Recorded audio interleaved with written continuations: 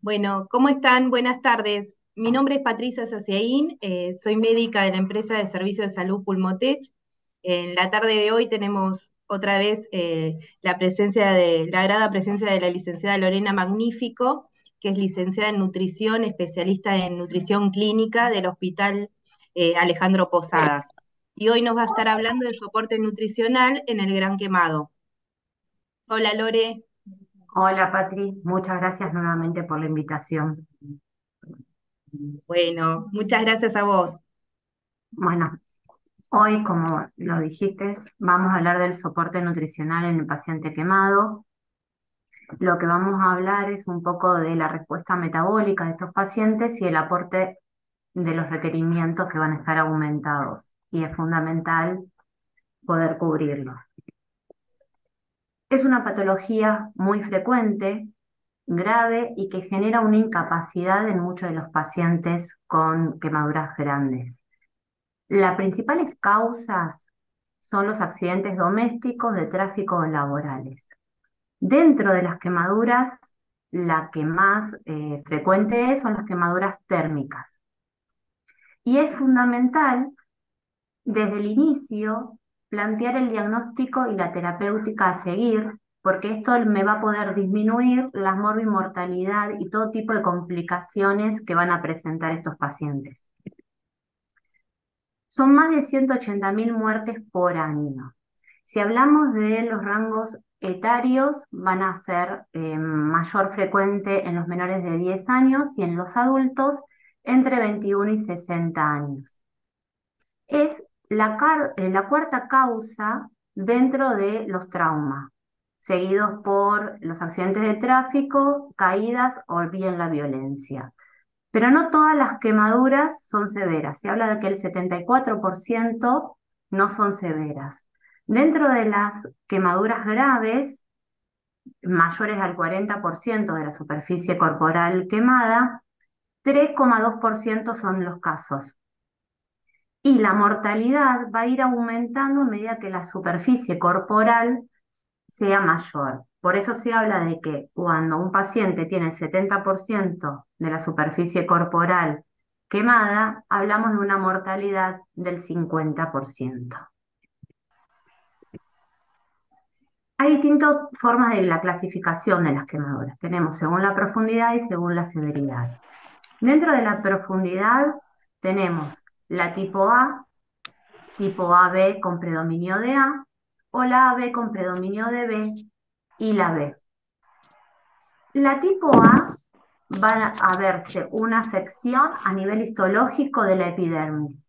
Esta no va a necesitar injertos y no va a dejar secuelas y se epiteliza en un promedio de menos de 7 días. En cambio, en las intermedias, AB tipo A, ya se va a ver afectado, además de la epidermis, la dermis papilar. Estas van a quedar con secuelas estéticas y se epiteliza en menos de 15 días. Las intermedias más profundas, que son las AB con predominio de B, afecta ya la dermis reticular y estas van a dejar secuelas y va a requerir injertos y tal vez hasta una escaratomía.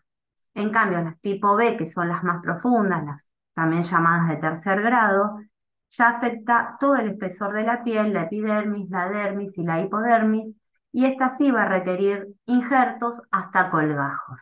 Cuando hablamos de la severidad, vamos a tener en cuenta la superficie corporal quemada y la profundidad de las quemaduras. Pero ¿cómo sacamos la superficie corporal? Hay dos reglas, la regla del 9 y la regla del 1. La del 9 es que se le da 9 a cada parte del cuerpo, por ejemplo, el tórax superior, la parte del tórax es un 9%, la cabeza otro 9%. Lo único que se modifica son la parte genital que va a tener el 1%.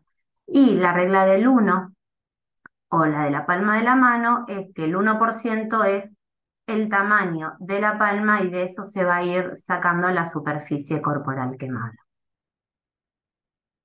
Ahora, con respecto a la respuesta metabólica, las quemaduras profundas van a provocar en el organismo una profunda respuesta al estrés, generando una gran enfermedad fisiopatológica y de tasa metabólica realmente aumentada y que va a persistir por mucho más tiempo, a diferencia de los críticos, ¿sí? De toda enfermedad crítica. Como vemos en el gráfico de la izquierda, también la sepsis y el trauma generan hipermetabolismo, pero es menor y perdura por menos tiempo. Fíjense en que tanto la sepsis como el trauma generan hasta un mes de esta respuesta metabólica, en cambio, en el quemado puede llegar hasta el año. En conceptos generales, eh, la- los quemados que presentan mayor al 30% de la superficie corporal quemada, se va a ver bien este hipermetabolismo elevado. Van a consumir más del 140% de los requerimientos energéticos basal y sobre todo aún va a ser mayor este porcentaje cuando las quemaduras están expuestas. Esto me va a generar en el paciente pérdida de peso, disminución de todas las defensas inmunológicas, predisposición a que estos pacientes presenten mayor infecciones y también me va a retrasar el periodo de las curaciones de las heridas. Inmediatamente luego de una lesión grave, todos los pacientes van a tener el primer periodo una disminución de la velocidad del metabolismo y una reducción de la hipoperfusión tisular. Esta fase se la conoce como la fase EB o fase de choque, donde lo que me va a generar es que haya una disminución del consumo de oxígeno, también me va a disminuir la presión arterial y hasta puede disminuir la temperatura corporal produciendo hipotermia. Luego va a iniciar la fase flow, que es la tasa, también conocida como la fase catabólica, que es la que me va a dar una tasa hipermetabólica y la circulación hiperdinámica. Esta etapa lo que me va a generar, me va a reflejar, perdón, es un aumento en el consumo de oxígeno, los glucocorticoides, la liberación del glucagón, las catecolaminas y la producción de proteínas, entrando bien en una etapa hipercatabólica con aumento de la excreción de nitrógeno. A diferencia de la otra fase, en la otra fase está contraindicado el inicio del soporte y va a durar como máximo 48 horas. Y en esta fase ya es recomendable el inicio precoz de la nutrición enteral. Y luego pasamos a una etapa anabólica o flow, que es bien anabólica, donde la respuesta hormonal va a empezar a disminuir en forma paulatina, va a disminuir la respuesta hipermetabólica. En esta etapa lo que vamos a hablar es de restauración potencial de las proteínas corporales y las curaciones de las proteínas, las curaciones de las heridas van a estar relacionadas con el aporte de nutrientes. Si hablamos del metabolismo propio de los pacientes quemados, como dijimos anteriormente, son situaciones que van a generar una inflamación sistémica que va a estar medida por las citoquinas proinflamatorias como interleuquina 6, interleuquina 1, el factor de necrosis tumoral. También va a haber liberación de las hormonas de estrés como el glucagón, cortisol. Todo esto lo que me va a generar es un aumento en el hipermetabolismo basal, me va a dar una una permeabilidad capilar y va a presentar bastante pérdidas de nutrientes. Me va a aumentar el consumo de oxígeno, el corazón se va a ver afectado porque aumenta también el gasto cardíaco. A nivel del músculo también se va a ver afectado por ese hipercatabolismo, me va a generar una proteólisis, donde vamos a liberar piruvato y lactato, que conjunto con el tejido adiposo que vamos a fomentar la termogénesis y la liberación del glicerol.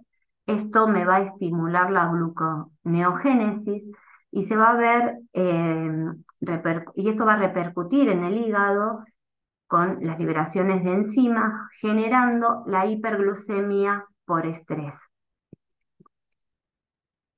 El hipermetabolismo va a iniciar posterior a las 48 horas, como lo dije anteriormente, pero puede durar semanas, meses o hasta años. Hay estudios eh, que demostraron,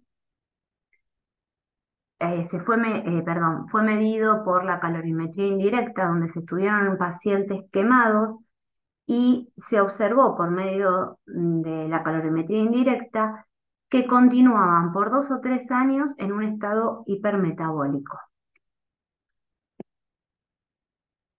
Como dijimos, la proteólisis es algo fundamental en estos pacientes, ¿sí? La pérdida de proteínas es muy importante. El quemado genera una pérdida aproximada de 1 kilo de músculo por día durante los primeros 10 días.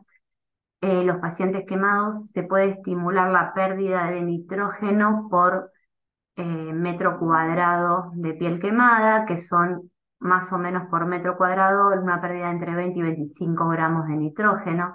Esto implica que la pérdida va a ser entre el 20 y 25% de la masa corporal. La mayor pérdida se da en los primeros 10 días y el quemado en pérdida de nitrógeno lleva el primer puesto si lo comparamos con cualquier otro trauma, ¿sí? En el gráfico de la izquierda se ve que la línea continua es el paciente quemado y es el que mayor pérdida de nitrógeno tiene y sobre todo da el pico de acción en los primeros 10 días y perdura por mucho más tiempo. Ahora, los beneficios de la nutrición enteral. Es importante incluir la nutrición enteral desde el inicio de la recuperación, porque esto me va a favorecer la respuesta al tratamiento que nosotros vamos a implementar en estos pacientes. A ver, se habla de entre 24 y 48 horas el inicio de la nutrición enteral. Las guías ASPEN y ESPEN son más agresivas, habla la ESPEN de 6 a 12 horas, mientras que la ASPEN de 4 a 6 horas. Siempre estos horarios son desde que el paciente se encuentra hemodinámicamente estable y donde podemos empezar a nutrirlos. Es fundamental iniciar en forma precoz porque en el quemado presentan un daño en la mucosa intestinal que puede perpetuar y generar traslocación bacteriana, pueden lograr disminución en la absorción de nutrientes. Por eso es fundamental, como lo dije recién, un inicio precoz. Esto está muy demostrado en varios estudios que con un inicio precoz podemos atenuar la respuesta al estrés, la reducción de la estancia hospitalaria, la estancia en la internación en los cuidados intensivos. Me va a disminuir las complicaciones como infecciones y también las úlceras por estrés.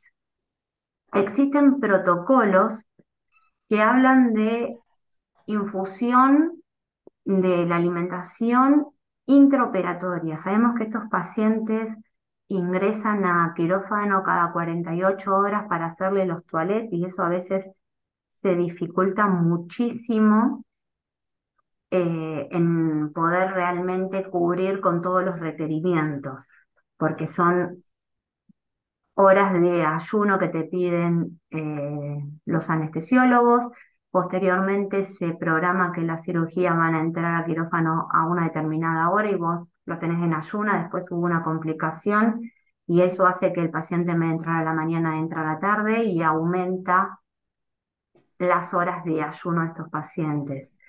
Eh, es muy difícil poder incorporar en todos los lugares este protocolo porque tienen que estar de acuerdo los anestesiólogos, el cuerpo médico, y es bastante complicado, por lo menos en mi experiencia, que sobre todo los anestesiólogos acepten, no digo ni siquiera poder infundirlos durante la alimentación durante el intraoperatorio, sino que las horas de ayuno no sean mayor a 2 horas.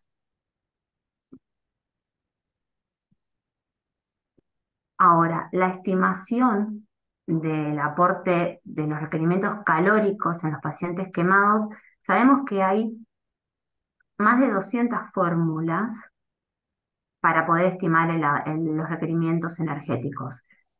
Si nosotros calculamos con la fórmula que generalmente utilizamos en cualquier paciente crítico, que es aportarle entre 25 y 30 calorías kilo de peso, sabemos que va a ser insuficiente porque van a estar con un hipermetabolismo donde el consumo energético va a estar muy aumentado.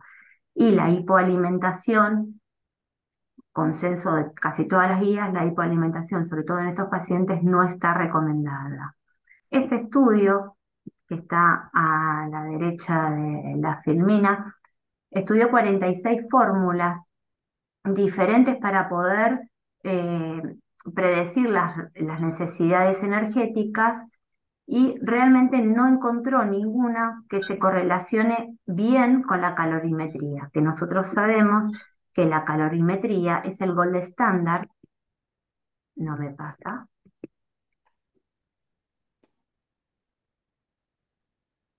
la calorimetría es el gold estándar para la estimación del gasto energético.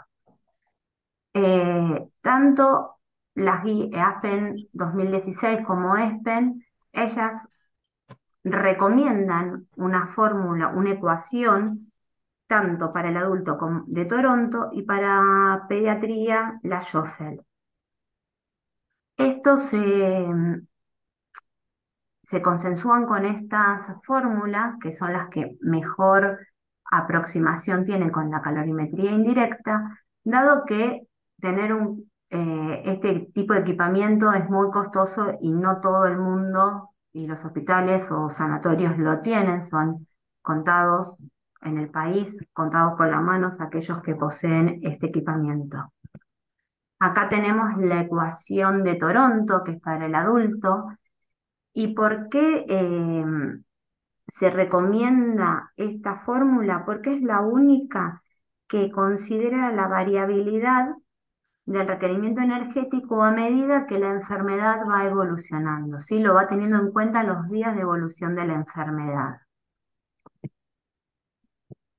El aporte de proteínas es fundamental, como en todo paciente crítico, dado que genera una proteólisis muy importante, ¿sí? Esta pérdida de proteínas que presentan estos pacientes. Todas las guías, consenso, es de 1,5 a 2 gramos de kilo día que tenemos que aportar a estos pacientes. Por eso es muy importante contar con fórmulas hiperproteicas para poder cubrir estos requerimientos. Y si no cubrimos con los requerimientos tanto energéticos como proteicos, podemos utilizar una nutrición parenteral complementaria para poder cubrir con los mismos. Perdón, en pediatría el aporte proteico puede llegar hasta 3 gramos por kilo día. Cuando hablamos de los macronutrientes, los hidratos de carbono y los lípidos, además de las proteínas, también los tenemos que tener en cuenta. El hidrato de carbono no podemos aportar más de 1500 calorías de este macronutriente. Vamos a calcularlo entre 4 y 5 gramos kilo día. También tenemos que tener en cuenta todo lo que le infundimos al paciente, ¿sí? A nivel de dextrosa, además de lo que es el aporte de la nutrición. Y los lípidos entre 1 y 1,5. En los lípidos se vieron en varios estudios que con un buen aporte de omega 3 disminuye los episodios de sepsis y de shock séptico.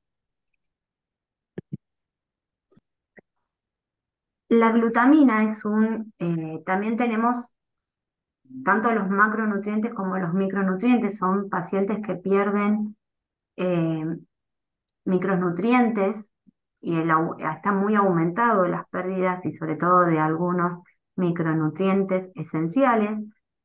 Nosotros sabemos que la glutamina es un aminoácido no esencial, pero en las situaciones de estrés, como en los pacientes críticos, se convierte en esencial. Sirve como principal combustible del enterocito y de los linfocitos, es fundamental para mantener la integridad del intestino delgado, va a mejorar la función inmune y va a limitar la permeabilidad del intestinal. Hay varios estudios que demuestran que aquellos pacientes con dosaje de glutamina disminuido tienen mayor riesgo de infecciones y permeabilidad intestinal. En estos estudios se comprobó que los que peor le iban eran los pacientes inmunodeprimidos y el quemado es un paciente inmunodeprimido. Entonces, la glutamina disminuye el catabolismo proteico, va a preservar la masa muscular, minimiza la translocación bacteriana y la dosis recomendada es de 0,5 gramos por kilo, máximo de 30 gramos día. La arginina es otro de los nutrientes que también tenemos que tener en cuenta. Se utiliza es fundamental para la cicatrización de las heridas y la recomendación son mayor a 12 gramos litro, ¿sí? En esos valores son donde empieza a verse los efectos favorables. Y el omega 3 y omega 6 tiene que haber una relación 4:1.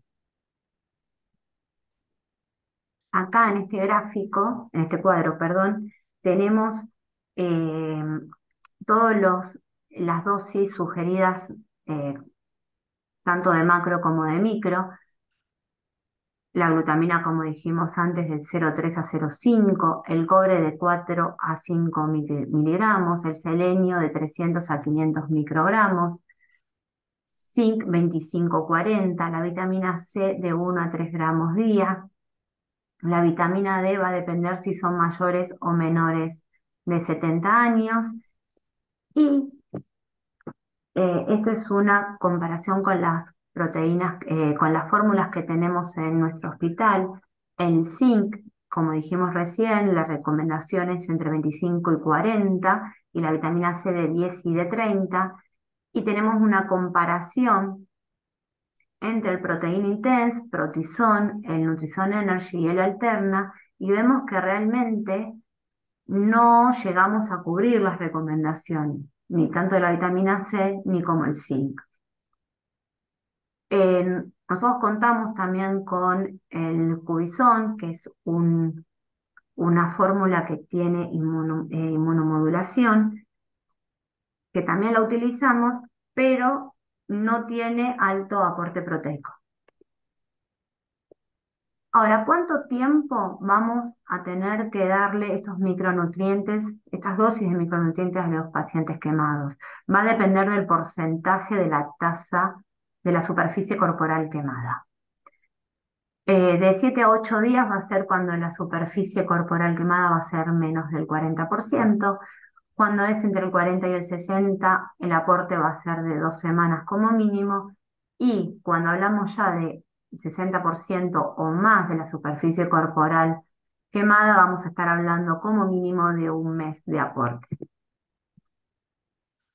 Las complicaciones que tiene los pacientes quemados, una de las más importantes es la gastroparesia. En este estudio se vio comprobado que los pacientes tienen esta dismotilidad gástrica, ¿sí? denominada como gastroparesia, es el lentecimiento del vaciamiento gástrico, y va a aparecer en el promedio de las 36 horas y va a ser mayor afectada a las personas adultas. Y además de utilizar, como en todo paciente crítico, los prokinéticos y drogas tradicionales para esto, sería conveniente también utilizar una sonda transpilórica. De esta forma podríamos resolver el problema de antemano. Perdón. Hay más complicaciones que se ven relacionadas en el paciente quemado con respecto al aparato digestivo y la nutrición, que son las úlceras de Curling, que son las úlceras de estrés, son ulceraciones que van eh, a producirse en el intestino, el aumento de la presión intraabdominal, la gastroparesia, la constipación, el ilion por las drogas que utilizamos eh, para la sedación y los dolores. Y es importante que en estos pacientes uno pueda de antemano prevenir todas estas cosas y las estrategias y tener planteado todo tipo de estrategias para poder cubrir. Entonces, como conclusión, es fundamental poder diagnosticarlo correctamente al paciente y poder realizar el tratamiento que nosotros vamos a seguir en los pacientes, darle un inicio precoz siempre va a ser la mejor herramienta en forma enteral, la nutrición enteral. Aunque el paciente pueda comer vía oral, los requerimientos son muy aumentados y que va a ser muy difícil poder cubrirlos con la vía oral. Y si el paciente está intubado, esa nutrición enteral, si no cubrimos, poder darle una parenteral complementaria. Otra de las cosas también es, como dije al principio, es el cálculo de la velocidad de infusión, poder hacerlo en menor horas por esas horas de ayuno, o también podemos calcular que los días que no van a quirófanos, aumentarles el aporte para que el día posterior que va a estar en ayuno ya tengamos cubierto lo que no le vamos a administrar y eso disminuir la deuda calórica y proteica y utilizar las fórmulas hiperproteicas con inmunonutrientes dentro de lo que sea posible de cada institución. Muchas gracias. Muchas ¿Tienen gracias, alguna, Lore. no, ¿tienen alguna duda? ¿Alguna consulta? A ver, ahora sí, si pueden abrir los micrófonos.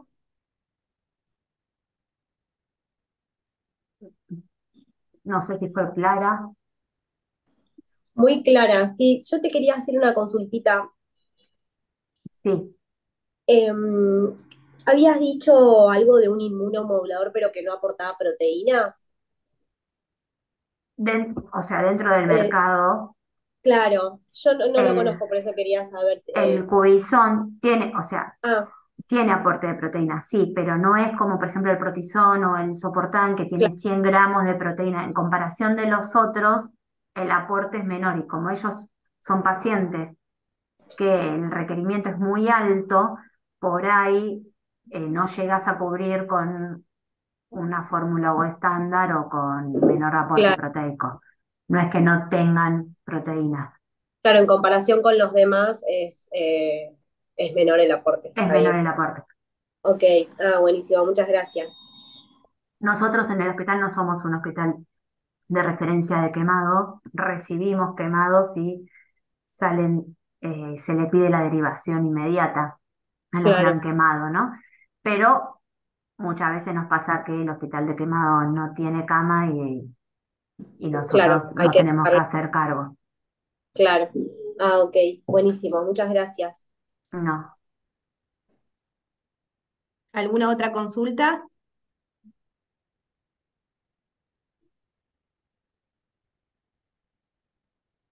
¿O fui muy clara o...? Ajá. Estuvo muy Lore, bueno. Ah, no sé si se escucha. sí, Lara, te Yo escuchamos. quería consultar, porque no me quedó muy claro, ¿ustedes con vitamina C y zinc suplementan siempre? Por eso de que las fórmulas no llegas a cubrir.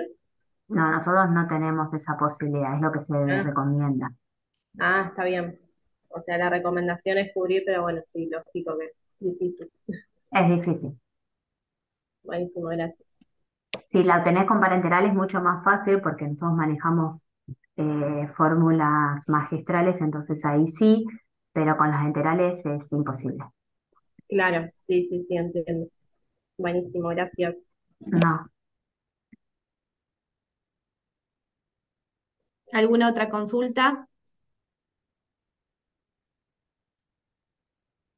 Marina, Sole. Lore, te consulto, con suplementos proteicos como Secalbún, ¿usan en el Posadas? Lo ¿En usábamos algún? anteriormente, en general en el paciente crítico lo utilizábamos, pero desde que tenemos fórmulas hiperproteicas como el Protein Intense, que tiene 100 gramos de proteína, no nos está haciendo falta. Pero bueno, en el caso esto te decía, si no llegás a tener en el un hospital público Sí, estos se fórmulas, usan los módulos proteicos. ¿y te usan alguna concentración en especial? Nosotros como contamos con lactario, Sí, podemos concentrarlo hasta el 10%, aunque todos te dicen que el Secalbún se concentra hasta el 3%. Nosotros lo podemos concentrar hasta el 10% y no tenemos problema al pasarlo por sonda y bomba. bien. Pero que si eso lo haces, si no tenés el autoclave y no contás con lo que es un lactario, no vas a poder porque se hace todo como grumos y Ujú, te quedas con te queda menos, como una pasta sí, sí, sí. Usas menos cantidad, al 3%. al 3%, 5 como mucho. Mientras tanto, te absorbemos así, que nos des alguna charla hermosa. Gracias, gracias a vos, Patri.